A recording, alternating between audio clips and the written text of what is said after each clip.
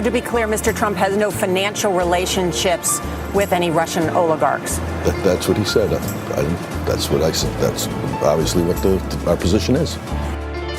I'm not aware of any of those activities. I have been called a surrogate at a time or two in that campaign, and I did not have communications with the Russians. What do I have to get involved with Putin for? I have nothing to do with Putin. I've never spoken to him. I don't know anything about him other than he will respect me. Russia, if you're listening, I hope you're able to find the 30,000 emails that are missing. So, it is political. You're a communist. No, Mr. Green. Communism is just a red herring. Like all members of the oldest profession, I'm a capitalist. Hello and welcome to Mueller, She Wrote. I'm your host, AG, and with me as always are Jaleesa Johnson. Hello. And Jordan Coburn. Hello. And this is part 3 of our extensive special coverage of the redacted Mueller Report. And in this episode, we're going to cover section 3 of volume 1. That's pages 36 to 65. It's pretty beefy. It gets pretty juicy at the end. So stick with us and we'll go through it. It's really no collusion. So this section covers the second method by which Mueller determined the Russians interfered in our elections. The first method was Internet Research Agency, the IRA, and social media active measures, which we covered in section 2. But this is the Russian hacking and dumping operations.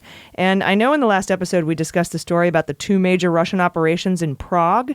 And I just wanted to say it's more likely, though I don't know for sure, that those operations were hacking hubs in Prague and not troll farms, you know? So beginning on page 36 of the Mueller Report, it says that in the beginning, Yeah, worst Bible. Is that how the Bible starts? It sounds like I think that was Genesis. Yeah, in the beginning, perfect. there was nothing, and then there was everything. The end, I think, is some people died. Amazing. A couple guys lived to be 900. Totes norms. Hell yeah. Well, here's Mueller's Bible. Yep. Trump even called it that. That's right. If I could get him to sign a copy of my Mueller I was just report. thinking that, yeah. I saw your eyes went, oh. Yeah, a little light bulb lit up. Totally. You smoke a lot of weed. When you have an idea, does a black light pop up over your head? Ooh, more like a lava lamp. And I totally just stole that from Mitch Hedberg. Just so you know. nice. Oh, I wouldn't have known. Funny. I'm too young. Yeah, me neither. Yeah, if I'd have done it in his voice, does a black light pop up over your head? There it would have is. been more. It would have been more Mitchy. Gosh, I love that guy. Anyway. Page 36. In the beginning, March of 2016, the GRU hacked computers and email accounts of organizations, employees, and volunteers of the Clinton campaign, including Podesta. I would highly recommend reading the Russia indictments if you haven't, for no other reason than to grasp the scale, scope, and detail of Mueller's findings. Like, he knew how many fucking eyelashes Ivanovich had on his left eye. Like that. And a lot. He's got beautiful eyelashes. It's gorgeous. I think he uses Latisse, but it was fantastic, amazing amounts of detail, and it just that he was able to get all that was pretty intense. And I think that's why there's a lot of redactions in this report for, how they, investigative procedures and methods, because they don't want to give any of that away. Like, we know how to sit on stuff and get this kind of detail. So the GRU hacked the DNC and the DCCC along with targeting hundreds of email accounts, spear phishing. In total, the GRU stole hundreds of thousands of documents from the compromised email accounts and networks. The GRU later released the stolen documents and emails through online personas they created themselves called DC Leaks and Guccifer 2.0, and then later through WikiLeaks when they were like, hey, we're bigger, give it to us. The release was designed and timed to interfere with the 2016 U.S. presidential election to undermine the Clinton campaign specifically. And I know that seems obvious now, but it wasn't back then. That the releases were weaponized for their deliberate timing. We had beans on that, but Mueller confirms it here. It only took 22 months. Hey, it was thorough. Better late than never. Not to mention that we were told early on that DC Leaks and Guccifer 2.0 were not Russian, and now we have proof that they are. Yeah, they tried to claim they were like Romanian or something. Yeah. I was like, whoa, Romania hates us too? And Trump even lubed that truth by coming out and saying it's probably a 400-pound guy in his bed. Did he mean himself? Little did they know, Americans are ignorant as fuck, and they're like, Romania and Russia, what's the difference? It's all the same. Good point. It makes no difference to them. Totally. They haven't seen Chernobyl. Yeah. And here it states unequivocally that the Trump campaign showed interest in the WikiLeaks releases and in the summer and fall of 2016, redacted. And then after redacted, WikiLeaks' first Clinton-related release, redacted, the Trump campaign stayed in contact, redacted, about WikiLeaks activities. The investigation was unable to resolve redacted WikiLeaks release of the stolen Podesta emails on October 7th, 2016. The same day, video, the pussy tape came out. That's right. And all these redactions, take a look at this paragraph. It's an interesting one. It's page 36, paragraph 2. All the beans in the universe on these redactions by being about Roger Stone. However, that last sentence, that the investigation was unable to resolve redacteds and WikiLeaks release of the stolen Podesta emails hour after the grab them by the pussy tape came out. That's what that's referring to, right? My guess is that it says Mueller was unable to resolve Stone's foreknowledge of WikiLeaks release of the stolen emails, but I don't know. Maybe he couldn't resolve Stone's coordination, but I don't think that means he didn't find evidence of it. I think it means he was unable to resolve it, either because of lying liars lying, or it's an ongoing matter, or dipshits ignoring subpoenas. I think lying liars lying is the next stage in the 12 Days of Christmas thing. I like it. That's great. Or the next Jim Carrey movie. And there's Lying, no liars, numbers. lying. It's just lying, liars, liars. Right. The You end. did a whole bit on that. I forgot. When we used to, remember? Oh, when Christmas was coming. Yes, I totally forgot. I just hacked your joke. Yeah. Oh, no, it's all good. She did a whole thing. Do you remember it at I all? do, yeah. Go listen to the episodes leading up to Christmas of last year. Yes. Yeah. I would start reading the stories that we were going to go over, and then I just would go into the 12 Days of Christmas. Yeah, that was a great good time. Yep. Anyway, where was I? Let's see. Maybe it could be this whole, instead of lying liars lying or dipshits ignoring subpoenas, it could be because the investigation was terminated before that was uncovered. Because as we know, the Stone case was handed off to D.C. That's Jesse Liu, U.S. Attorney's Office in D.C., the week that Mueller ended his investigation. If he didn't find evidence, he'd have said that. That's important, that he didn't resolve it. If he could resolve it and didn't have evidence, he would have said that, because he says that elsewhere in this report. And we now know Amy Berman, Judge Jackson, if you're nasty, has read the redacted portions of the Mueller report that have to do with Stone, and we're waiting for his trial to start November 5th. Stone has requested the full Mueller report, but I don't think he'll get it. Maybe he'll get some pieces of it. Some redacted pieces of it that maybe have to do with him that everybody already knows about, but she's not going to hand over the whole report. Yeah, Right. Maybe if he didn't have all of those Instagram faux pas previously, I was just he would be thinking that. allowed to see anything. He would just publish it all on his Insta stories or whatever he does with his top hats. Then we just write them on stones in really small writing. sell them sell them for off, his legal fees. How many stones would it take to write the full Mueller report? Oh my god. Oh, That's like a little, what do they call them? Voter suppression question? Like, guess how many jelly beans? Like, Well, let's see. It's 16,500 lines, about 20 words per line. So you're looking at many millions of stones. Definitely. Yeah, wow. Get one of those like rice writer people. Oh, that are at carnivals or the whatever. people who can draw things on the heads of pins. Yes. That you could probably fit it all in one Yeah, thing. he's a carnival guy. This is where he should be. Like, Absolutely. This is his line of work that Totally. he missed out on. There's plenty of Totally children a I'm sure carnival he's guy. employed before he can bring back around again. Just give him a pair of those little tiny round plastic kids glasses, and he becomes Steve Martin in The Jerk. Absolutely. Step right up and win some crap. All right. Then we get to part A, called GRU hacking direction at the Clinton campaign. Directed at the Clinton campaign. Subsection 1, GRU units target the Clinton campaign. Here we learn that 2 military units of the GRU carried out the hacking of the DNC, DCCC, and Hillary at her campaign, and those are 26165 and 74455. And the footnote here explains that in Section 5, Mueller charged 12 GRU officers for the hacking crimes and cites the U.S. Code and refers to that indictment that we think you should all read of the Russians.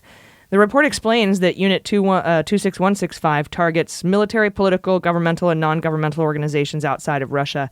And there's a footnote about how they hacked the U.S. Anti-Doping Agency, the World Anti-Doping Agency, and other international sport associations that were indicted in October 2018 for those crimes. And that probably had something to do with Russia being caught doping for the Olympics, and they couldn't use their flag.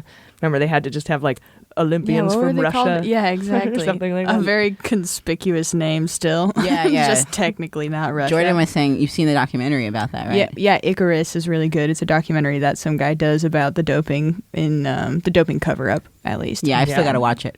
It's Yeah. so good. Is It's so Icarus the guy wild. that flew too close to the sun? Yes, he is. Ah, look at me. High school coming back. Nice. Let's see. So this unit, 26165, this doping agency, half of Fancy Bear, they had subdivisions with different jobs. Like one would develop the malware, while the other would conduct spear phishing campaigns. And spear phishing is when you send out an email that looks like it's a legit like Google or Apple email and say, hey, you need to change your password, and get them to click on the link, enter your password, I got your password. So that's a spear phishing campaign. So that's what 26165 does. Then we get a redaction here about an investigative technique. And the sentence reads, redacted, a Bitcoin mining operation to secure Bitcoins used to purchase computer infrastructure used in hacking operations, unquote. And I'll bet Bitcoins to bagels, that's dollars to donuts. That probably illustrates how investigators were able to stake out and catch the Russians mining Bitcoin. But those are Bitcoin beans. Bitcoin beans, yeah. Yep. They all have fedoras. Yeah. I bet when Bitcoin first started, there's no way they thought of all the espionage they'd help facilitate with their little creation. Or maybe it was in their business plan and we just missed it. They were sketchy from the start. Unintended consequences. Yeah. Hello, Hillary and the crime bill. So, yeah, definitely. Fake money, real crimes. Yeah. It sounds like a fake money, real crimes. I like fake it. money, real crimes. What's that? Like Jingle Queen. So what's that? Neil? Who's that guy? Neil Diamond? No. Neil Oh. Bitcoin. No, of Crosby, Stills, Nash and Young. Neil Young. I knew he was one of them. It's not Neil Nash. It's not Neil Crosby. I have a quick question. Yes. I wonder if Bitcoin can be held accountable in any way for things like this in the future, Like, I know it's a pioneered space at the moment, but considering it's all online, I wonder if they'll ever be held more responsible for looking into the sorts of transactions that are happening on their platform. Who knows? Maybe one of those Appendix D redacted referred investigations is into Bitcoin. Yeah, that'd be great if we got some new laws regarding that kind of stuff out of this. And the one thing that kind of I laughed a little bit at, isn't the plural of Bitcoin Bitcoin? Yeah.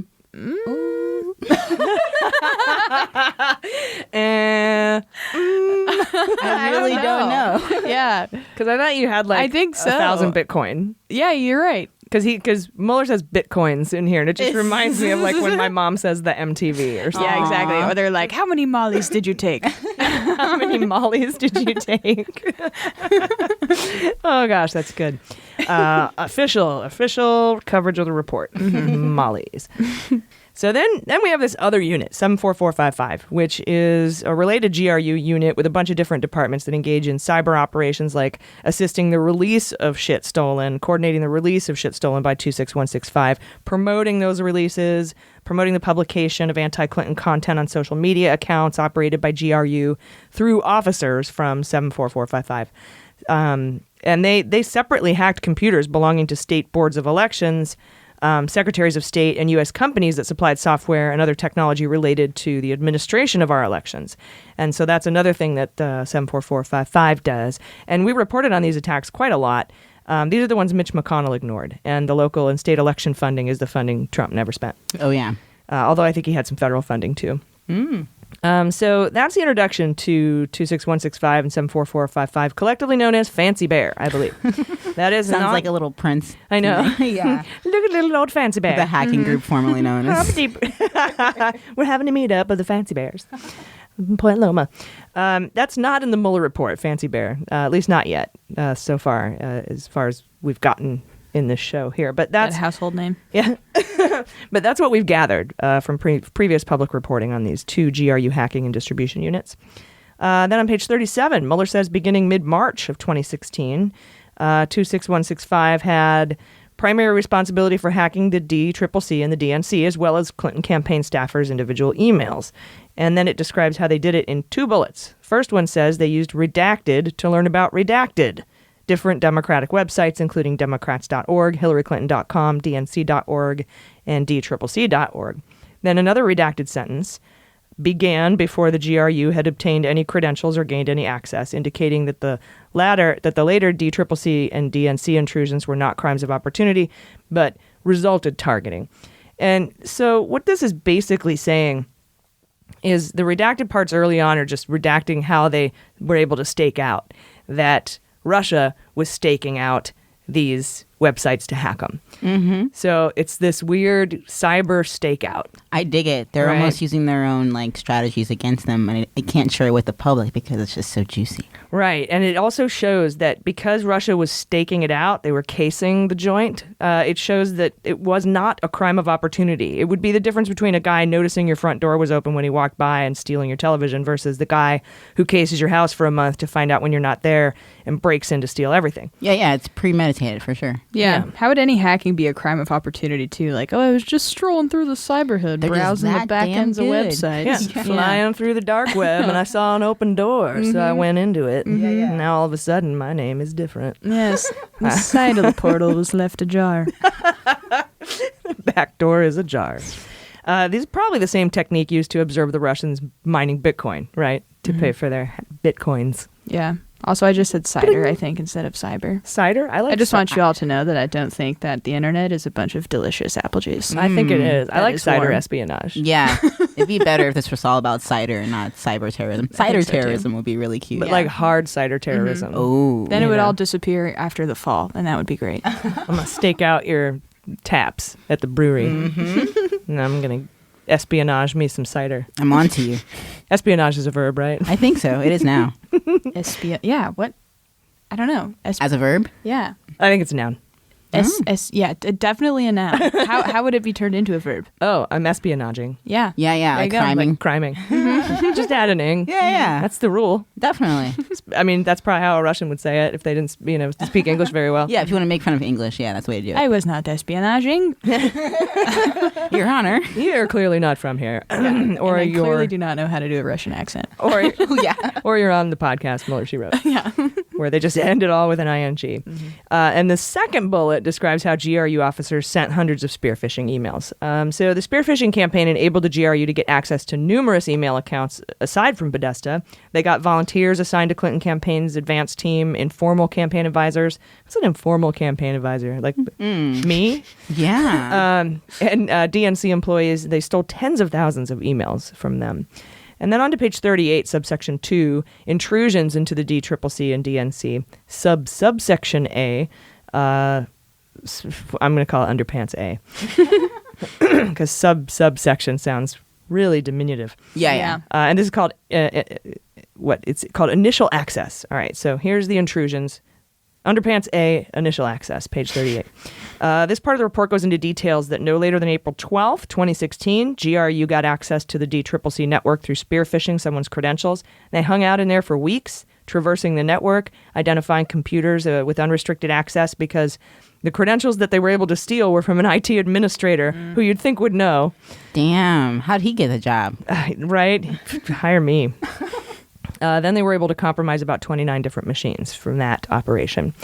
Yeah, I guess it also goes to show how like brand new these strategies are in the cyber like terrorism world. It's like spearphishing is something that many people can fall for because it's so damn like stealthy. It looks so convincing. It looks, Yeah. but it's not new. Right. That's what I was going to say. Totally for like normal people. Right. But- Is it like as old as like what 2016 or even further back? than way, that? Oh, yeah, way back. Oh, back. okay, Like okay. When as soon as someone figured out how you could do that through email, Like basically. the early Right. 2000s, I but would now it's imagine. perfected, I guess, is what it seems like. It's Yeah. popped up like Probably even earlier than everywhere. that. Yeah. Well, the governments, like the Russian government or the Russian government or the United States government, tend not to use the most high-tech software. When I went to work for the government in 2007, I had the pleasure of walking into a book dummies, what was it, Windows 95 for Dummies? In 2007. So Damn, I missed that. That's the best Windows program. Actually, no, 95. I remember. Windows Yeah. 95, best operating system. But honestly, this is probably old junky technology, like with their X tunnel that they use and all that stuff that we'll get into in a minute, and the rar.exe. That's probably all old shit. Damn, we're just so behind. They've been focusing on this like for the last 30 years when we thought we won the Cold War. Yeah, but they put out like this whole new cyber espionage. This is how we're going to win the World War IV. It came out in, I think, a memo that somebody in the GRU, the general, wrote in 2013. We read about it in Russian Roulette. Yeah, I remember that actually. It was a whole speech they Yep. did too. Yeah. Totally. So then 6 days after that, after they got in, compromised 29 machines at the DCCC, They gained access to the DNC network using a VPN connection between the DCCC and the DNC. Way to build a firewall, Democrats. So Democrats can't tech either. Networks. So Unit 26165, they were able to compromise more than 30 DNC machines, including the mail server and the shared file server, big ones. And they did that in about 3 weeks. They found a VPN that connected the two networks. Oh my God, I can't, and it just. Yeah, that's crazy. Then Underpants B, called implantation of malware. So they have the access now. They're going to lay their eggs. And they use two types of software, malware, to do this, called Xagent and Xtunnel. They also had Mimikatz, which is a credential harvesting tool, and Mimikatz, come here, kitty, and rar.exe. All of these names are just entirely proof that only trolls do all this shit. Dude, Fancy Bear, Mimikat, and RAR. Come on. Yeah. And RAR is a tool that compresses for exfiltration. Right. Makes it small so Also you can a get it cute out. little sound that Mimikatz make. Yeah. So think of rar.exe as those vacuum sealed bags. You know, it's like you go and steal a bunch of clothes. Yep, and then you zip it nice and So you lay tight. the X tunnel down, okay, and then you go in with Xagent. You break in with Xagent. You use use Mimikatz to get all the data, and then you use a vacuum bag to seal it all and make it tiny, and then you stick it through the X tunnel to get it out. Yeah, that could be an infomercial. I've seen that. Act now. Totally. So anyway, that's X tunnel is a hacking tool, like I said, that created the encrypted connection between the victim DCCC and DNC machines and the GRU computers. That's the tunnel. Yeah. And it allows for like large data transfers. So the GRU used Xtunnel as the exit route, and again, RAR compressed it all for transport. I also think a little human centipede reference, but that's probably not the best example for this. It's just like all the elements are there. Yeah, it's just one tunnel though. On to page. Isn't that what human centipede is? That's pretty much Well, what you're it is. creating one out of many. E pluribus unum tunnel. Why did they let someone How make noble. that? I don't think that should have been allowed to be made. I know freedom of speech, whatever. I'm glad they did. Really? Oh, that movie? Yeah. Oh, that yeah. and Tusk. I was just gonna say that shit's brilliant because then everyone's talking about it and referencing it. True, here you we take are. a simple concept, put some filth in it. Americans stank love on that it. shit. It's so fucking gross that you can't even. Yeah. And now you have Tusk. And what a weird movie. But, you know, that is nightmarish to be like, as a journalist to go to report somebody and then he drugs you and removes your legs and turns you into a walrus. Yeah. Yeah, it's freaky. Anyway, that's Xtunnel. So, on to page 39, where Mueller says that to operate Xagent and Xtunnel, 26165 set up a group of computers to communicate with the implanted malware. The first set, known as the middle servers, one simply does not just walk into the middle servers, received messages to and from malware on the networks. The middle servers then sent messages to a secondary set of computers called the AMS panel, which served as the nerve center through which the GRU would monitor and direct the malware operation, probably the Mimikat stuff, on the networks. Then there's an interesting footnote. Number 126 says, quote, in connection with these intrusions, GRU used computers that at least from third-party providers located all over the world, and Mueller found rental agreements and payments for computers located, among other places, redacted. Now, this redaction says it's for investigative technique. So at first I thought this might have read, Mueller found rental agreements and payments for computers in Prague, but I think I was using my jump into conclusions mat on that one because I feel like that would be redacted because of an open and ongoing matter. So I really can't guess what this is about other than, you know, maybe that's another way that they were staking them out. You know, that how did the Mueller learn that these rental agreements and computers like interstitial computers were being rented in these, you know, third party countries. Oh. So he knew how to find that out. He's probably got a way that does it in 2 seconds. Yeah, maybe there's a person they're trying not to reveal that was like or a technique. Yeah, that makes sense. Yeah. So like triangulation of data. Yeah, or you just smell it. Yeah. Just go around smell wires. This one smells like Russia. I don't know what Russia smells like. Yeah, I'm good sure point. It's beautiful this time of year. I'm just amazed at what technology can do. It's crazy that they can achieve this. Yeah, and I'd be really interested to see whether the FBI's technology is super advanced or really clunky and they just get lucky. Like, yeah, I wonder. I bet it's super advanced at that level. I hope Part so. of me too. Yeah, you would hope so. But I've also, and But please, they can't even crack Apple iPhones. Yeah, They can't? Oh, they don't want you to think they can. No, they can't. someone correct me if I'm wrong, please, listeners, or the two people sitting next to me right now. But I feel like more basic systems, while they're more basic and there's definitely downsides to that, they're also harder to hack into, right? That's very true. I think that's why a lot of people use Linux or DOS. It's just, there's fewer moving parts, and so it's easier to secure. Yes, less ports of entry. Because where you've got all these user interfaces stacked on top of user interfaces, each one that's there, and within each interface and between each interface, you've got all these vulnerabilities. Totally. It's like moving parts, right? Yeah, That's exactly. why a Volkswagen so much from the 60s is so much easier to fix than my Scion. Yeah, that's why a house has like one door at max 2. Why does your house have walls, huh? You gonna let all the immigrants in? Let's see, where were we?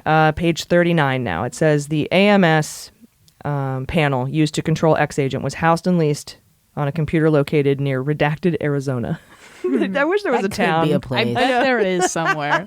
I bet there is. We want to forget about ourselves. And then just don't even come here. Did they vote for Trump? Redacted Arizona. I'm sure. Yeah, that's a total. There's definitely like an A&E show or like that focuses around people off the grid there. Trump fully got all the redacted, Nice. electoral votes from redacted Arizona. Yeah. And then the whole rest of the page is redacted. And the footnotes are the redactions referencing the GRU hacking indictment, and it's all redacted for investigative techniques. So it's just more stuff that they know how to do that they don't want anyone to know that they know how to do it. Then on page 40, it continues saying the Arizona-based panel also stored thousands of files with keylogging sessions captured by X-Agent that include passwords, international communications between employees, banking information, and sensitive personal information. Then on to Underpants C. So we've got the initial access, then we've got the laying the eggs, and now the theft. So many underpants, lots of layers. Yeah, and this basically outlines how they stole 26165 stole thousands of documents, including internal strategy documents, fundraising data, opposition research, and emails from the inboxes of DNC employees, right? They began stealing pretty much right away, within 3 days of initial access. They downloaded their RAR.exe compression malware, and the next day they searched a compromised machine for key terms like Hillary, DNC, Cruz, and Trump. On April 25th, they collected and compressed the data. Mueller says the GRU compressed and exfiltrated over 70 gigs from that file server. Do you think Cruz was in there because that's who they thought was Trump's biggest contender? Yep. So they were getting Oppo research on Cruz, Oppo research on Trump, and then whatever they could find on Hillary. Yeah, I hate that he gets that much credit. Right. Lion Ted Cruz. I forgot his slogan already. I remember Jab. Jab was solid. But like, what was Cruz's slogan? What was Jeb's slogan? Jab. It was just Jab, yeah. With an exclamation point. His slogan. Yeah. Do you remember what his campaign slogan was? Cruz? Cruz, no. I don't remember either. Just cruising. Dude, I'm the Zodiac Killer. If you were going to do Jeb versus Cruz, Cruz makes way more sense. It as does. A slogan. Why least didn't it's he a verb. Yeah, it's his name. Just go for it. Totally. These people all Cruz. suck. Yeah. All right, so same story for the DNC, by the way. Russians began stealing stuff as early as April 22nd, copying files from the DNC control computers, including the DNC's Oppo research on Trump, which right there makes him compromised. End of story. And I'm sure that the counterintelligence, 40 co-located FBI agents that were taking all the counterintelligence stuff were like, oh, fuck. And they immediately wrote up a giant report, sent that to headquarters, HQ, FBI HQ, because now Russia has opposition research on Trump. But as we know, the entire counterintelligence investigation appears to be missing. As Matta would say, it's gone walkies. This is the one McCabe set up in such a way so as not to allow it to disappear quietly, or at least without a paper trail. We just don't know where it is. I asked McCabe, he's like, I don't know, man. Schiff threatened to hold Barr in contempt for not handing over the counterintelligence information this week, or last week, and Barr caved. And hearings on counterintelligence begin next week in the House. Apparently, the Department of Justice has started handing over counterintelligence information. Yes. That's really interesting to me. I wonder if the offer of that information by the Justice Department, because basically what Barr did is he said, please don't hold me in contempt. I'll give you some counterintelligence stuff. And they were like, nope, we're going to hold you in contempt. He's like, okay, I'll give it to you. Just like in a total 9-year-old moment. But I wonder if him offering that information to Congress destroys their argument that Congress legally doesn't doesn't get to have it. Right. Because they've offered it to him now in exchange for stopping the contempt vote. So how can Barr argue it's illegal for the committee to have that information? They might have shot themselves in the foot legally. Not literally. That would be Dick Cheney. And the face.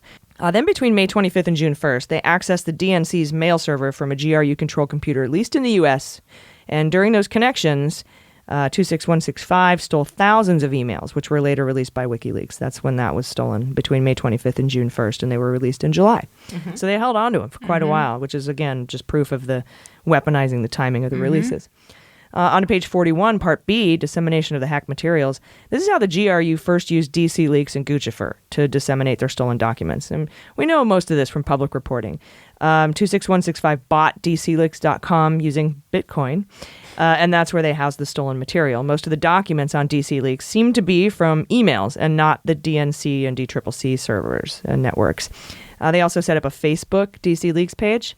Invited, maybe. I always think Marvel versus DC, and it pisses me off. And a Gmail account. They set up a Gmail account, too, and a Twitter account.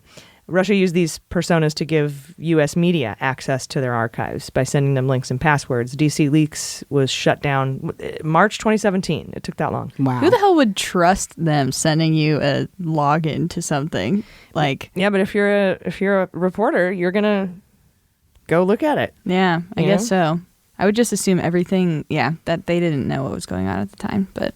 No, or even if a Russian sends you a link to stolen Hillary emails and you're a journalist, that's what you do. You go in, you get it, and you publish it. Yeah. That's why they shouldn't be able to be charged for espionage for that. Yeah, totally. I guess I would assume that maybe given the nature of all of the timing, they would think, I'm sure they did think about it. I'm sure it wasn't like, okay, and then just do it immediately. I'm sure they looked into some of the other events that were happening around the time and made a cost-benefit analysis. But what I would have done is I would have published the stuff because it's news, and then I would have alerted the authorities. Yeah. Or probably in the reverse order. Mm-hmm. Yeah. No, probably the other order. I was going to say, if you do it, Because it's always better to ask for forgiveness than permission. Oh, yeah. Totally. Number one rule I learned in the Navy. Yeah. Then there's Guccifer 2.0, which is pronounced Guccifer because it's a combination of Gucci and Lucifer. I suppose you could say Guccifer, but... Yeah. I like Prada. It's Prada and God. Pradog. That sounds gross.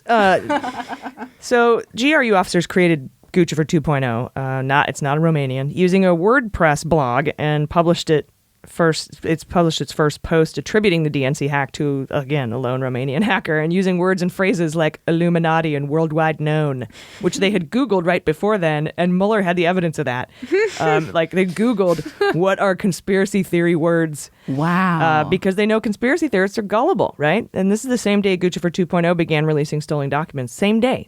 From DNC and DCCC. Damn. The GRU also used Guccifer 2.0 to release documents directly to reporters. And then we remember this when Guccifer 2.0 transferred about 2.5 gigabytes of Florida-related data stolen from the DCCC to a U.S. blogger covering Florida politics. I do remember when that happened. We reported on it. It was like episode 19 or something. On page 44, Mueller says the GRU was in contact through the Guccifer persona with Redacted, a former Trump campaign member, Redacted. It's all redacted for harm to an ongoing matter. I'm going to go ahead and say this is Stone. Yeah. He's just like an umbrella for all these redactions. He is. He's the catch-all. Then on to... He loves that shit, and I hate it. He does. Yeah. But then he's like, I'm not famous for it. But then he's like, I'm so famous. Look, I'm mentioned in the indictment. And then he tries to argue to get himself unrelated to the Russian indictment because he doesn't want Judge Jackson. Yeah. And she's like, no. You can't have it both. Well, you can't go around bragging that you're connected to this and then come around and say, I'm not famous enough to be connected. Exactly. Yeah. It would make more sense if he had split personality disorder, but I think it's just their strategy. They're just deflating and inflating their assets and then claiming they're famous, but really I'm not famous. Yeah. It's a he has strategy. one giant piece of shit personality. Yeah. That's for sure. Then on to the use of WikiLeaks. And we know that setting up your own dissemination network isn't as effective as using an existing infrastructure that has massive recognition. And here, Mueller establishes this and that Assange hated Hillary and the Democrats. And in March of 2016, WikiLeaks released a searchable archive of 30,000 Clinton emails obtained during a FOIA request. So GRU, and that's another argument you could use in the Assange espionage case. If that media outlet WikiLeaks is able to make successful FOIA requests, that strengthens and emboldens their justification or their characterization of being a legitimate media outlet. Even though you don't have to be a media outlet to get a FOIA request. It's for some way it's like a one-way valve for them. I don't know why it works that way, but it does. That like any citizen could do that? Yeah, I could get a FOIA request if I wanted to. Well, I guess we're part of a journalistic media outlet, so to speak, but You have to be a U.S. citizen, though, right? Or no? Can you be a global citizen? I don't know. That's a good question. A global citizen. Yeah, like an alien comes and requests it. Like, no, I'm sorry. Only global citizens. The interstellar guys are like, we...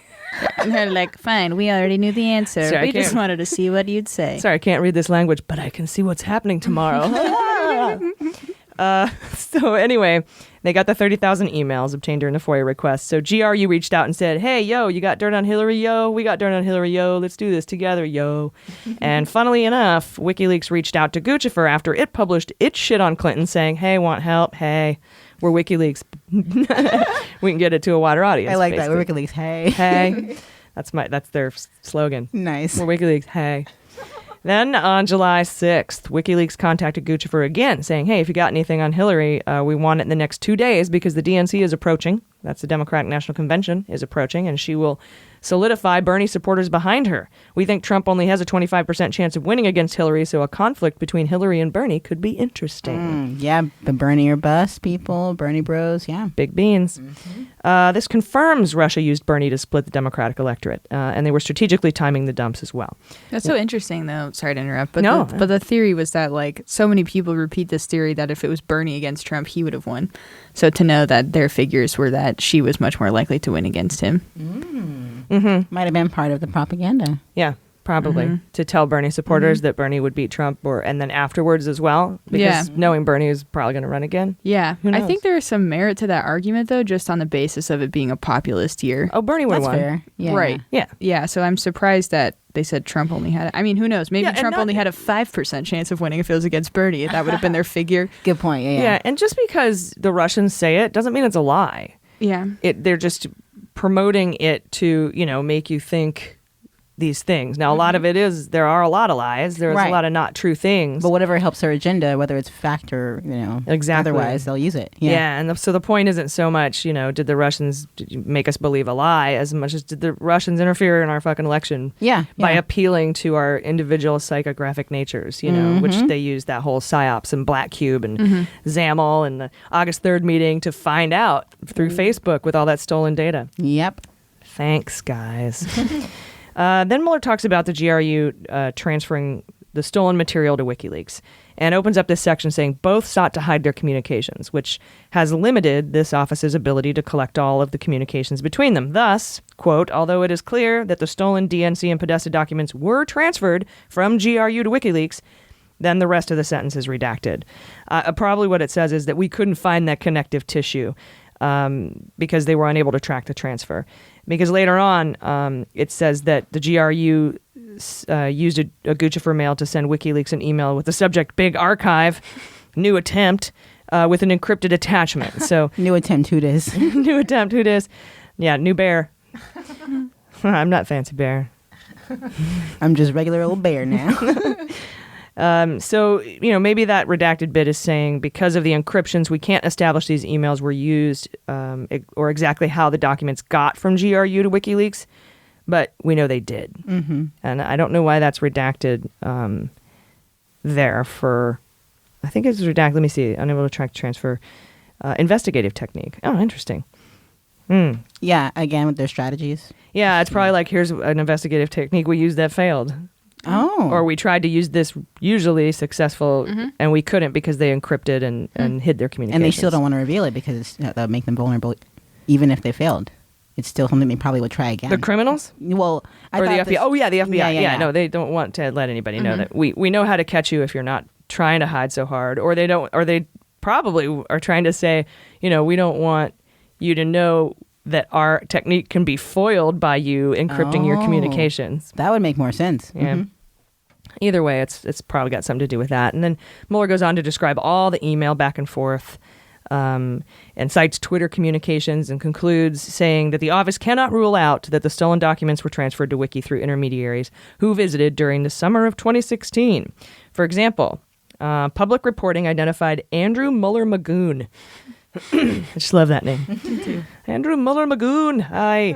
And WikiLeaks associate who may have assisted with the transfer of these stolen documents. And remember, we have recent reporting that Russian hacking operation hubs were found in Prague and that one of Cohen's cell phones was around Prague in the summer of 2016. Yeah, just visiting, just on vacation. But most of these redactions in this section are for investigative techniques, so I could be way off on that. It's not an ongoing matter. But Right. Cohen's already a closed matter. It just might still be redacted. I used to want to make a movie where Cohen takes Prague, but now I just want it to be his phone. It's just like the movie poster is just his phone in Prague. But it's got like his hair and a bad jacket. Yeah, an umbrella for some reason. And that's how you know it's his. nice hat. Yeah. Fedora and some bright plaid 70s coat. Yeah. Cool, bro. Cool story. And then, you could have a Manafort phone with an ostrich jacket on. Ooh. Yeah, we'll just do a whole thing. I like it, We'll little do a whole Easter series eggs. of old flip phones with shitty jackets. Yeah, I dig it. The drug dealer phones. Yeah. The burners from Cricket. Or whatever, the Definitely. kind that your mom has. Yeah, I can Well, see not your Cohen mom, my mom. Your mom's a badass. She still can't text. Or she won't. I think I texted her one time and she just, every time I do, she immediately calls me and is like, don't do that. Aw. Yeah, it's She pretty- wants a phone call. It's pretty great. That's sweet. I think she just doesn't like triple typing because she's on that old fucking flip phone. Moms can't tech, yeah. No, she cannot.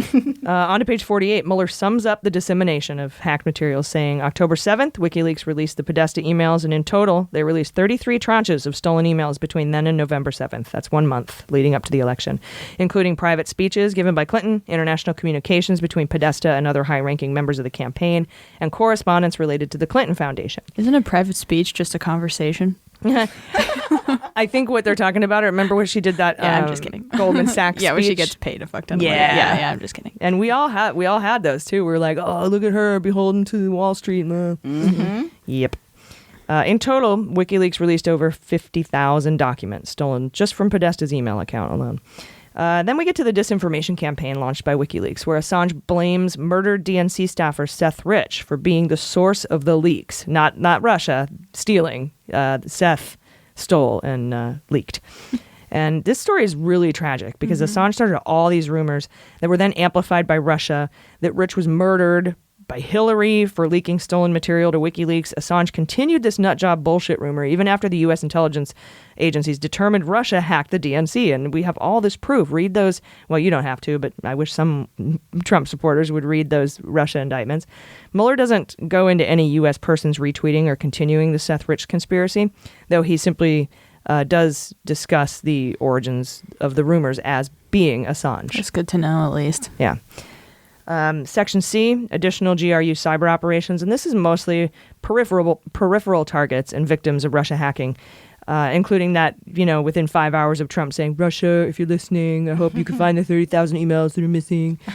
GRU offers, and he, I don't think he quotes that Mueller doesn't quote that in the report. He just knows that we know He what just he's says, talking about. He asked for them, and and we just know what that is. Yeah. GRU officers targeted Clinton's personal office within hours by sending spear phishing emails targeting 15 email accounts and a redacted domain and a redacted Clinton aide. And this is a very important sentence. He says, quote, the investigation did not find evidence of earlier GRU attempts to compromise accounts hosted on this domain. It is unclear how the GRU was able to identify these email accounts, which were not public. And there's a footnote for that sentence, but is redacted for investigative techniques. And here we go again, because basically what they're saying is our stakeout to find out what they were looking at didn't work because these were all new and they'd never seen them before and we didn't know they were coming, or we can't go back and see how they got them. So we want you to know that basically we don't want to reveal our investigative technique sucks for that. Yeah, it makes sense. This section also talks about the GRU hacking and stealing 300 gigabytes of data from the DNC cloud-based account. iCloud, find my phone. Prague. Then part 2 of other GRU ops. Part 2 is called Other GRU Ops, and it covers the intrusions targeting the administration of U.S. elections. And this is to say the U.S. state and local entities, state boards of election, secretaries of state, and county governments, along with individuals employed by those entities. They also went after private tech firms, such as voter registration software and electronic polling stations. That's insane. Yeah, and that's why Jennifer Cohn is so big about the hand-marked paper ballots. Yeah. We have to have an auditable trail. Yeah, and that shit shouldn't be privatized. Also. Oh, yeah. Never. Yeah, but I mean, what's the government going to build them? Put Windows 95 on them? Yeah. Damn. It just makes it harder on them, clearly, because it's other unregulated entities that are doing these things that can be hacked and affect the public sphere. We should just hire Sweden to make them. Yeah, I like the Swedish. They're nice and neutral. Yeah, that's true. I guess, well, if they have government contracts, which I imagine they do, even though they're private firms, they would have some sort of regulation over them, but it doesn't sound like they do. Yeah, but there's also probably some rule that would be somehow a foreign entity, being part of our elections. And Yeah, it goes both ways, I guess. Oh, yeah. No, I was just talking about domestic private. Oh, right, Yeah. right.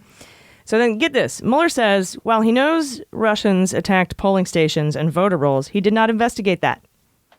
The office, quote, understands that the FBI, the U.S. Department of Homeland Security, and the states have separately investigated that activity. So he left it up to fucking Kirsten, what's her name, Nielsen. Nielsen, yeah. The FBI under, Trump and the states, the state governments. I thought Mueller was looking into whether or not Russia successfully manipulated the actual vote, and he did not. It's not part of it. We do know the FBI is questioning or has questioned DeSantis and Rick Scott of Florida, who denied they were hacked and have found out recently 2 counties, including Washington County and Florida, were breached. Oh, my God. But DeSantis claims he knows nothing about it. The FBI won't tell us which counties were hacked, and the governor says the FBI made him sign an NDA saying he wasn't allowed to say. And if the victims, being the counties, not the voters, wanted to disclose themselves, they could. Keep in mind, because of the shame. They don't want to out the voters as hacked. I guess, or I don't understand. Maybe he's calling them hacks. I don't know. It's supposed to be like a bad thing? Yeah, it's dumb. He's dumb. But DeSantis is. But keep in mind, this is Trump's FBI, like I said, under Barr now. Letting slip which counties were hacked and how wouldn't be good for them, considering they probably need these illegal activities to win 2020. We already know that the Trump campaign welcomed Russian interference, and that's outlined in this report. So there's no reason to think they wouldn't welcome it again, if not encourage it.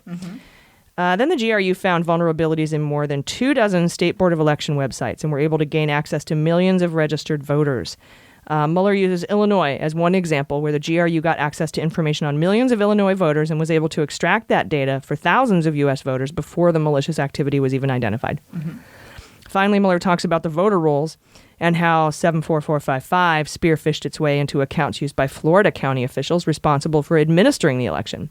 The emails contained a Trojan virus, and Mueller tells us here that the FBI is separately investigating that and says he believes the operation enabled the GRU to gain access to the network of at least one Florida county government, Washington County.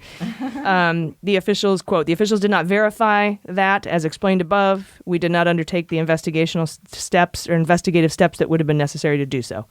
Wow. I mean, I get that he did a lot of research that's useful and super important, but he really passed a lot on to Congress and these other investigations, like more than I even realized. Yeah, he kept his scope very, very narrow. And that may have been also, I don't know, I saw some of the jurisdiction memos or the scope memos from Rosenstein. That might have been by design, because remember Rosenstein promised he'd land the plane. So maybe he narrowed it, squoze him. Oh, maybe he knew that they were going to shut him down prematurely, so he had to pass the buck for all these things. Nah, this passed on earlier, I think. Good point, yeah. But yeah, who knows? I mean, we'll probably never know. Keep my head alive.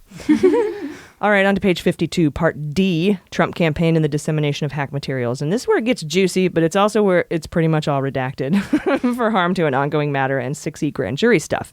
But there's only a little bit of that. So allow me to read this part. Quote, the Trump campaign showed interest in WikiLeaks' release of hacked materials throughout the summer and fall of 2016. And then there's a redacted paragraph. Part 1, redacted. Section A, background, redacted. Section B, contacts with the campaign about WikiLeaks, redacted. Then we get, on June 12th, Assange claimed in a television interview to have emails relating to Clinton, which were pending publication but provided no other context. In debriefings with the Mueller team, former Deputy Campaign Chairman Rick Gates said that redacted paragraph. Why would something associated with Rick Gates be part of an ongoing matter and have to do with WikiLeaks? Well, if you remember, and we have reported that there have been, and there also have been public reports, not just us. We didn't scoop this, but including the Stone indictment says this as well, that the Trump campaign official there was a Trump campaign official directed to talk with Stone about further WikiLeaks releases, and Stone said he thought it was Rick Gates. But then Stone says Gates is lying. I never spoke with him about this matter. I never spoke to Rick Gates. But I'm mindful of the special counsel's ability to induce people to say things that aren't true, particularly people seeking a reduction in their sentence. Such a piece of crap. I know. Such a dick. 2 weeks ago, we put beans on Gates being involved in the ongoing Stone matter. And then we learned in Gates' most recent sentencing hearing that he is, in fact, a witness in the Stone trial, along with the Greg Craig trial. And in every Gates sentencing hearing up until recently, it's been postponed 5 times. I think this is the 6th time they've postponed it. They pushed back his sentencing due to cooperation in 2 ongoing matters, but those were redacted. But now the Mueller report is out, so they feel free to say it's these 2 things. It's Gregory Craig and the Stone trial. And Greg Craig's trial begins in August, and Stone is November 5th. So we'll keep a lookout for that. And then another redacted paragraph. And then it goes on to say, Gates recalled Trump being generally frustrated that the Clinton emails had not been found. Paul Manafort, who would later become campaign chairman, paragraph redacted here, and the footnote for that information is redacted as grand jury material. This is probably the part where Manafort told Gates to tell Stone to reach out to WikiLeaks. Yeah, that's part of the ongoing Stone matter as well as the Gates stuff. Maybe something useful we got out of Manafort. Hey, how's Rikers? Yeah. Then we get into Cohen, who told Mueller that he recalled an incident where he was in Trump's office in Trump Tower and paragraph redacted. Cohen also told the office that after a WikiLeaks release in July 2016, Trump said something to the effect of redacted. Damn. I think we know what these are now.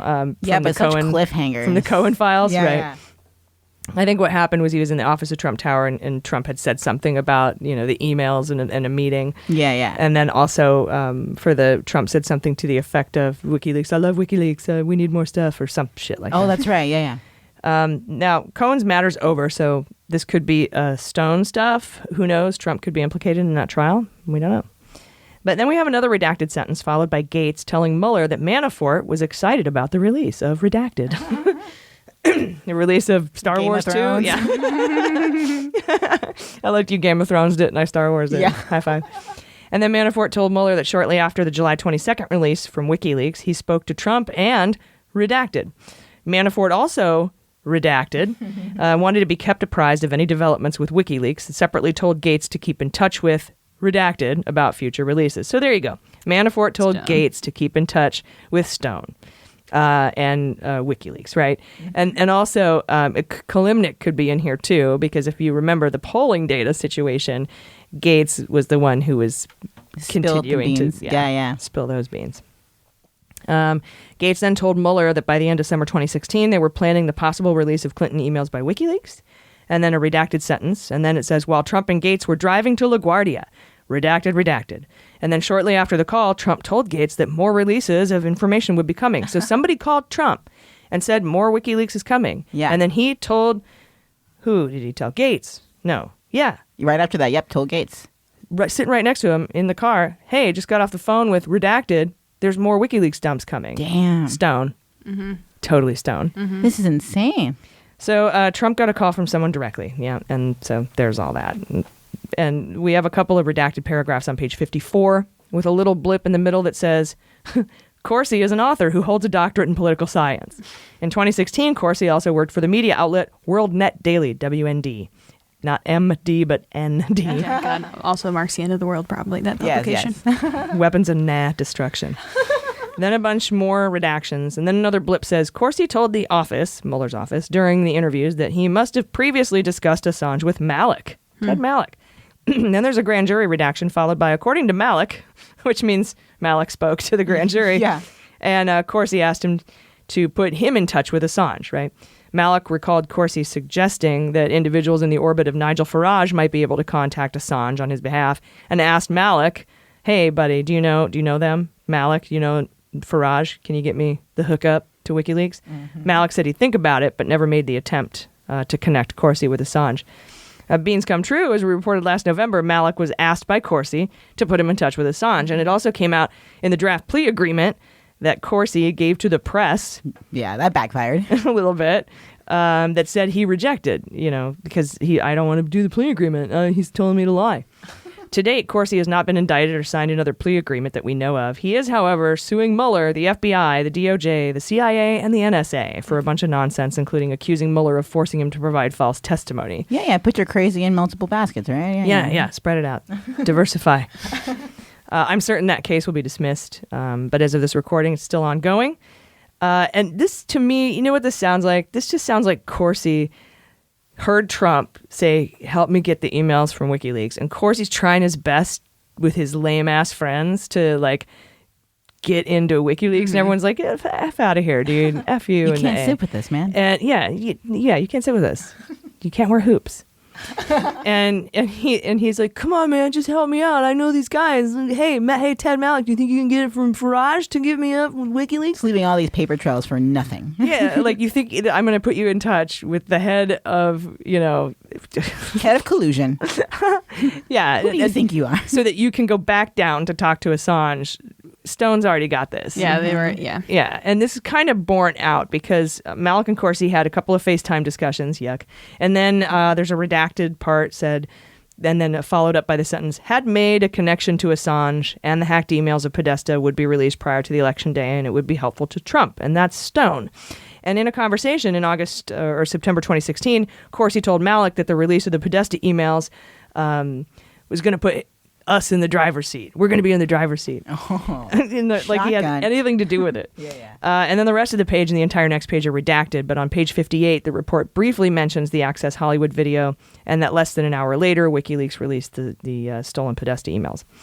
Then there's a couple of redacted paragraphs followed by, Corsi said that because he had no direct means of communicating with WikiLeaks, he told members of the news site WND to reach Assange. So now he's going to his old buddies at the World Network News dickheads or whatever WND stands for. I've already scrolled past hilarious. it. Hey, can you get me? Can I get, can you ask him out for me?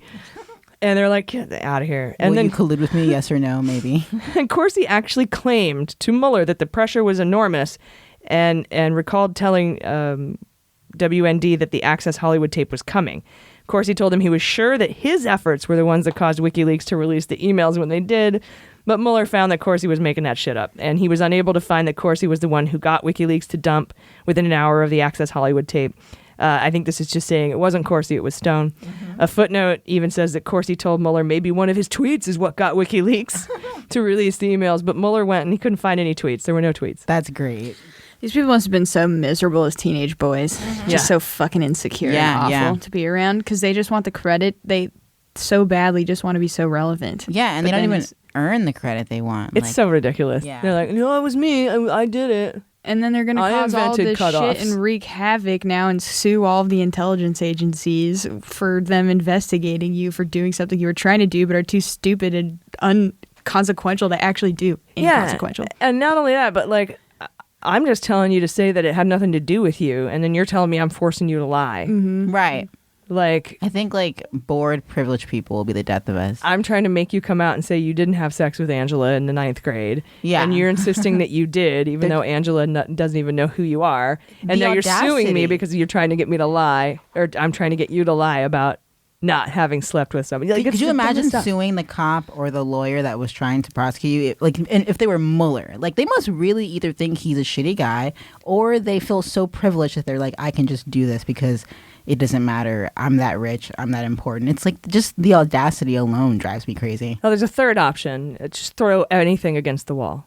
Yeah, just desperation. That layout. Yeah, please diversify. Yeah, but they did all this before they were even being prosecuted too. I'm like, why even stir up all this drama? Like, why are you so greedy? Trump does it all the time. I'm going to sue you, and then he doesn't because he'd have to depose. Mm-hmm. So then we get to subsection E on 59, page 59, called Donald Trump Jr.'s interactions with WikiLeaks. And it starts with a guy named Jason Fishbein.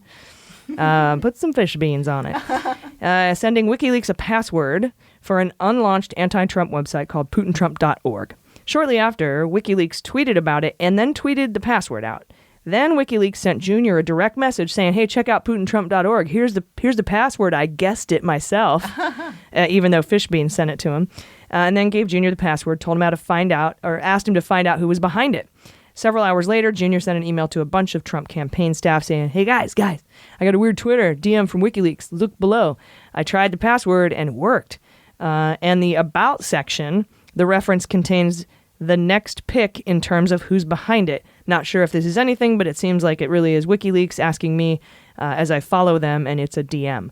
Do you know the people mentioned and by what the conspiracy they could be looking for could be. He can't speak. These are just screenshots, but it's a fully built out page claiming to be a PAC. Let me know if you want me to look into it later, pal.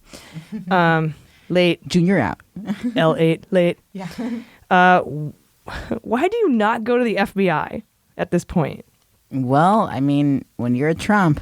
And the House even proposed a bill this week requiring folks have to contact the FBI if a foreign adversary contacts them to help interfere in the election. But Republicans said no. Yeah. Did they tell them about them potentially being approached by Russians before or after this interaction? Before. Oh, wow. Yeah. Yeah. Special. He doesn't mention that in here either.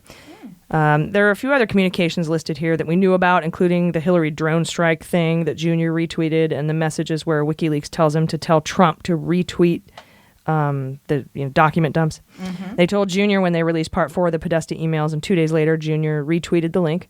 Makes you wonder why Junior wasn't charged with 18 counts of espionage for distributing stolen classified material. Exactly. On to page. Well, that's what makes me think, though, that it's not going to go down like that with Assange, because otherwise they would have to charge someone like Donald Trump Jr. You'd have to charge anyone who did it, because it doesn't delineate, Yeah. whether you're a media outlet, a fake media outlet, an asshole media outlet, just an asshole, or a nice person. Or an outlet. Well, we established that. Yeah, I guess they're just going to get their ass handed to them for not doing that, then, for not applying that justice to everybody. So it's not, whatever happens, if that is what they're trying to do, it's not going to go far. Yeah, I agree. Then on to page 61, subsection 2, called Other Potential Campaign Interests in Russian Hacked Materials. And this part is about all the other folks that went after Hillary's emails on their own. Underpants A is about Henry Okniansky, or Henry Greenberg. And we reported on this weirdo last year. He showed up wearing like cargo shorts and a Hawaiian shirt. It's the guy Caputo heard that he had dirt on Hillary and set up a meeting with Roger Stone and him. And Okniansky showed up with a dude named Raisin, Ukrainian associate involved in Florida real estate. No. Raisin offered to sell Stone dirt on Clinton, including proof she laundered money with one of Raisin's companies. So, like, he's also a criminal. Stone asked if it was millions she laundered, and Raisin said, more like hundreds of thousands. And Stone was like, nah, bro, we're cool. Trump's not going to pay for hundreds of thousands. So Greenberg told Mueller that Raisin was financially motivated, and tried to shop his shit around to a bunch of folks. Mueller found no connection between Raisin and Trump. So this is just a rando. I wonder if they said no because they're like, we know how much evidence is publicly available of money that we've laundered, and if it doesn't exceed that, then we don't want it. Exactly. Like, I got you beat, bro. Yeah. You only laundered hundreds of thousands, Clinton. Ha. You suck. We got billions. Yeah. Mueller says, though, that Caputo and Greenberg had conflicting statements. Greenberg, this is the Hawaiian shirt guy, said Caputo accompanied Stone to the meeting, but Caputo said he wasn't there at all and was never told what Greenberg offered. Mueller couldn't find Raisin, which might be why Caputo wasn't charged with lying, or Greenberg, because you have to have some sort of backing up evidence to this, and there you go. He couldn't get a hold of people. Right. Subsection B describes the other campaign efforts to obtain emails. And this talks about Barbara Leiden and Peter Smith. Flynn told Mueller that Trump asked him multiple times to get the Hillary emails, and Flynn contacted multiple people in that effort. If you remember a long time ago, and no one believed Peter Smith was actually contacted by Flynn, like he was just making shit up. But he was indeed, and beans came true, at least according to Flynn. And now we know that thanks to recently unredacted Flynn sentencing memoranda, that Flynn was indeed asked by Trump to get Hillary's emails. In a recent court hearing, Judge Emmett Sullivan, who is the judge overseeing the Flynn case, ordered the public release of all redacted Mueller report information regarding Flynn or related to Flynn, along with transcripts of his conversations with Kislyak during the transition, and the tape of the voicemail from Trump's lawyer, Dowd, to Flynn's lawyer. And Van Grack and Jesse Liu, in the U.S. Attorney's Office in D.C., objected to releasing, they printed out the voicemail, Dowd's voicemail, which was just a, hey, if you know what's good for you, you'll tell us. And otherwise, I'm going to go back and tell Trump you don't like him. Witness tampering and dangling a pardon. But they did object to Sullivan releasing the Kislyak conversations. And they said regarding the report, you have it all except for grand jury material. And so Flynn did apparently contact Peter Smith to help find the Clinton emails and was directed to do so by someone in the Trump campaign. We just found out today Sullivan he's not mad about it. about them not following his order. He's like, all right. Then he didn't give a reason why. So to me, that says that those Kislyak conversations, there's probably more than 2. The government's never publicly acknowledged they exist. And so they're probably super classified, or they have something to do with the FISC or FISA. And there's other stuff in there, maybe related to an ongoing matter, or it's just super classified that there's just no way. And so somebody probably came up to Sullivan and went, "Psst, bro, classified, FISC." And he's like, "Oh, all right, cool. I accept your weird ass," because that was a weird objection by Jesse Liu and Van Grack. And Van Grack used to be on the Mueller team, and now he's the head of the new FARA investigation unit in the Department of Justice. Yeah, I think of the Mean Girls quote, like, say crack again. But, like, Grack that's his name? Van Grack. Van Grack. Van Grack. Yeah. So Barbara Leiden started looking for Hillary's emails before Flynn even contacted her, as early as December 2015, and reached out to Peter Smith. And they went back and forth, but Smith decided not to work with her at that point. And then Smith tried to get the emails himself, and this we know about because it was reported diligently on in our previous episodes and in public reporting. He created the company KLS Research, which is on our fantasy indictment draft. He raised tens of thousands of dollars. There were mysterious transactions. He recruited security experts. He claimed he was in contact with hackers with ties to Russia and that he was coordinating with the Trump campaign. Peter Smith sent an email about his efforts to Sam Clovis. Most of what Mueller knows comes from Tate. Let's see if I can get this right. Suboxone and Saffron, all of which we've discussed on the show all the way back to August of last year, August of 2018. So a little background here. Peter Smith is a long-time old Republican operative that's actively opposed the Clintons since the 90s, reportedly paying thousands of dollars to promote stories about Bill Clinton's extramarital affairs. Matt Tate is a cybersecurity expert. Suboxone was added to our fantasy indictment draft in March of 2018 for his appearance in Adam Schiff's Minority Report, and we covered him again briefly in episode 71, The Manafort Megasode. Suboxone was the co-signer of KLS Research, Peter Smith's company, which also is in Schiff's Minority Report and on our draft. And we reported he had been interviewed by Mueller on 3 separate occasions, and beans came true. As we all know, Peter Smith, though he did commit suicide later that year with a note that read, "No foul play whatsoever." Sure.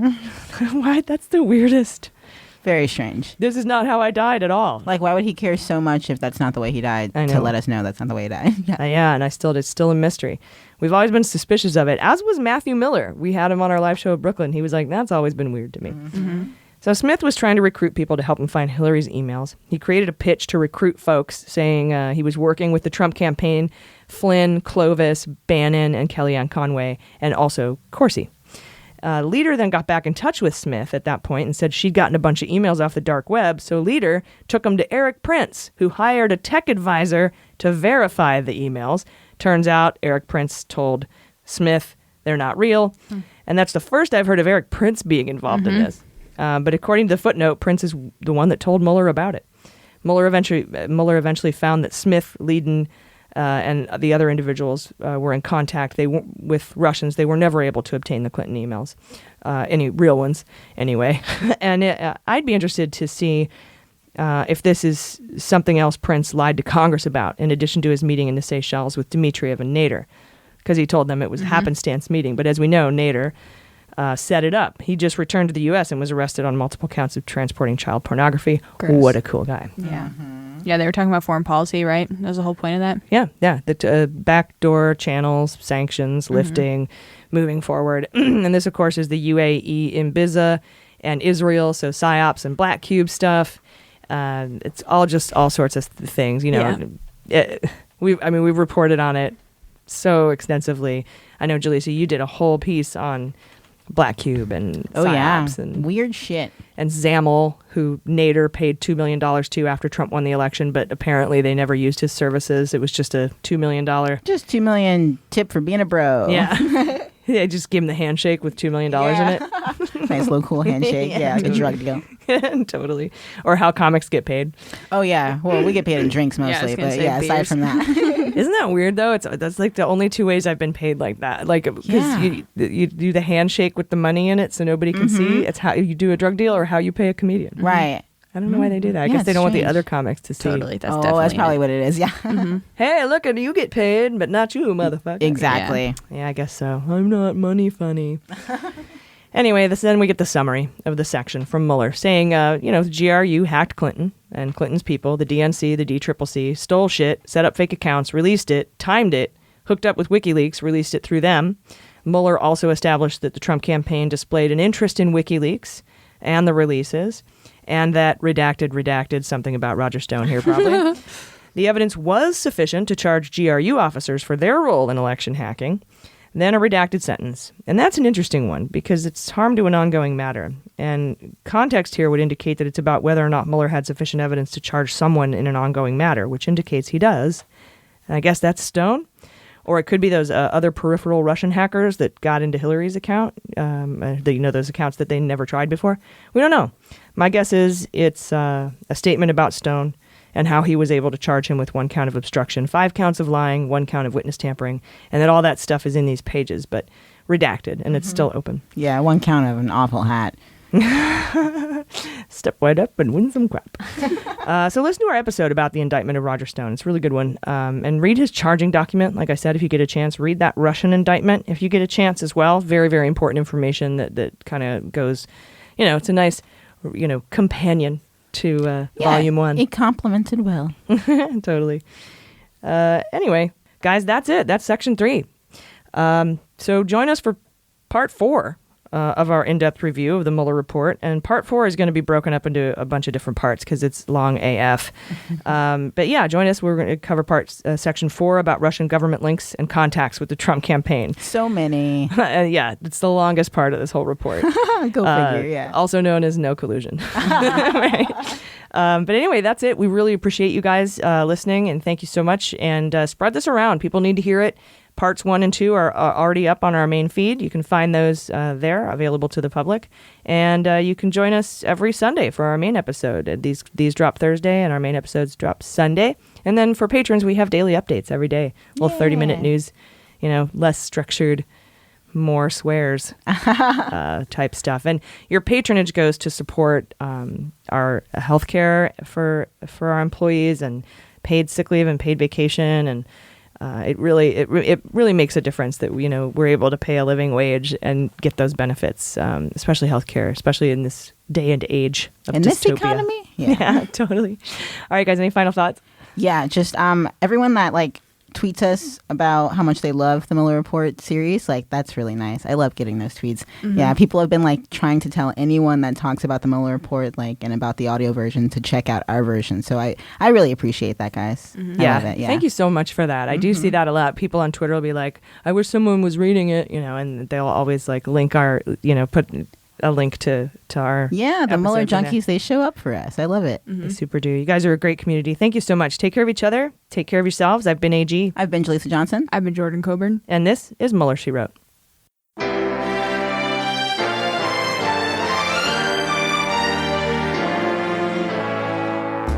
Mueller, She Wrote is produced and engineered by AG with editing and logo design by Jaleesa Johnson. Our marketing consultant and social media manager is Sarah Lee Steiner, and our subscriber and communications director is Jordan Coburn. Fact-checking and research by AG, and research assistance by Jaleesa Johnson and Jordan Coburn. Our merchandising managers are Sarah Lee Steiner and Sarah Hirschberger Valencia. Our web design and branding are by Joelle Reeder with Moxie Design Studios, and our website is MuellerSheWrote.com.